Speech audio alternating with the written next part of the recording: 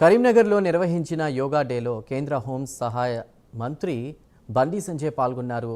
యోగా భూమిగా భారతదేశానికి ప్రపంచ దేశాలు గుర్తింపునిచ్చాయని అన్నారు. ప్రపంచమంతా ఒత్తిడి, ఆందోళనతో పాటు జీవనశైలి వ్యాధులతో బాధపడుతున్నారని, వీటికి సరైన పరిష్కారం నిత్యం యోగా చేయడమేనని తెలిపారు. ప్రతిరోజు దినచర్యలో యోగాను భాగం చేసుకోవాలని పిలుపునిచ్చారు.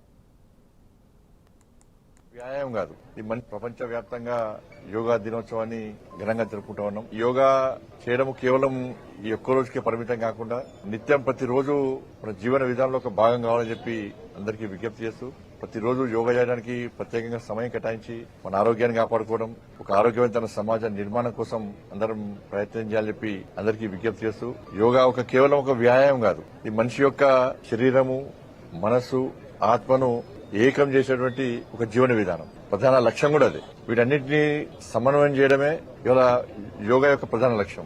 వాళ్ళ ప్రపంచం అంతా కూడా ఒక్కొక్క దేశానికి ఒక్కొక్క రకమైన పేరు, ప్రత్యేకత ఉంటుంది. కొన్ని దేశాలు టెక్నాలజీ విషయంలో ప్రసిద్ధిగాంచిన దేశాలు, కొన్ని దేశాలు ఆర్థిక పరంగా శక్తివంతమైన దేశాలు.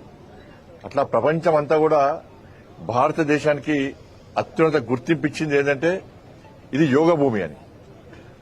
ప్రపంచానికి యోగాను అందించిన భూమి అని చెప్పి ఇవాళ ప్రపంచం అంతా మనం గుర్తిస్తా ఉన్నది. వాళ్ళ కరోనా మహమ్మారి సమయంలో కూడా యోగా యొక్క ప్రాధాన్యత, ప్రాముఖ్యత ఏందో ప్రపంచం గుర్తించింది. ప్రపంచం గుర్తించే విధంగా భారతదేశం